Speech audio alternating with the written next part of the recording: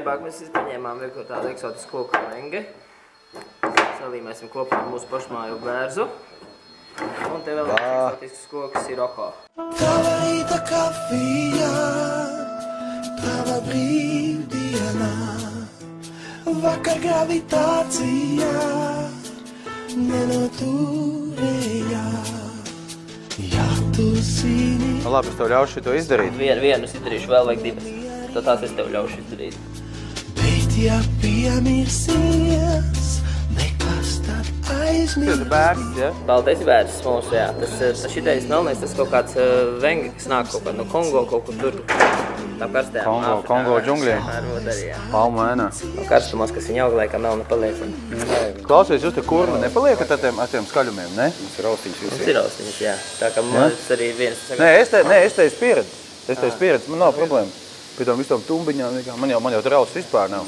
Tava rīta kafija, tava brīvdiena, baterija nosēdusies.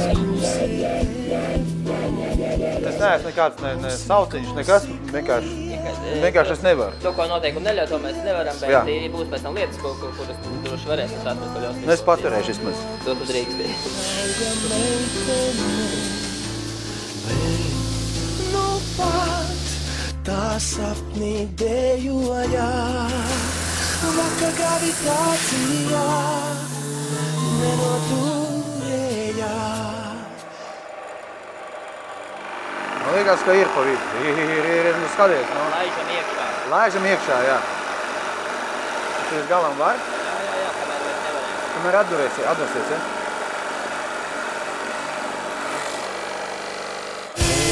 Kas tad kas noticis sarītu, parastis Tas kā mēs pamainījāmies ar Dēlīšu, pilnīgi nemanot.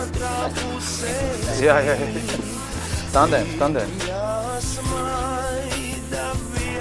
Es tev varu piešķirt oficiālu status tagad. O, stažie, davai, jā. Paldies tev, pilsies. Ideāli. Gaļas dēlīts uztaisīs. Gaļas dēlīts gatavs. Katrā profesijā taču jāaug, vai ne? Ir jāaug, jā. Ejam līmeni augstāk. Es esmu gatavs. 2 vismaz vai 3 augstāk. Man jau ir status. Nu tā. Tagad mēs kaut ko izgatavosim priekš kāpnēm. tava rīta kafija.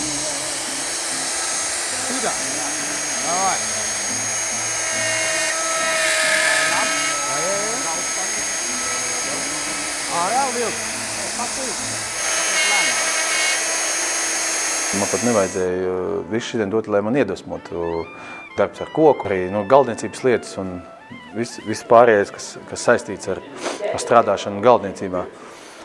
Man tas vienmēr ir paticis. Man vienmēr ir paticis atrasties starp aparātiem, starp tādiem aparātiem, kas var tev nocirst roku. Jā, ka tev viņiem jāuzmanās un tāda bijība, un varbūt tā ir pat kaut kāda cīņa ar tiem aparātiem, lai viņš tevi tur nesalauž, tāpat kā ar dabu. Ja? Tāpat tās ar šiem aparātiem, ka viņi tev jebkurā brīdī, ja viņam kaut kas nepatiks, un ja tu izdarīsi kaut ko nepareizi, viņi tev vienkārši paņemt un tiešām nocirtīs roku vai nezinu, kā dabā noslīcinās vai kaut kas notiks tāds. Ja tu nedomās visu laiku par to, ko tu dari un kur tu liec savu kāju.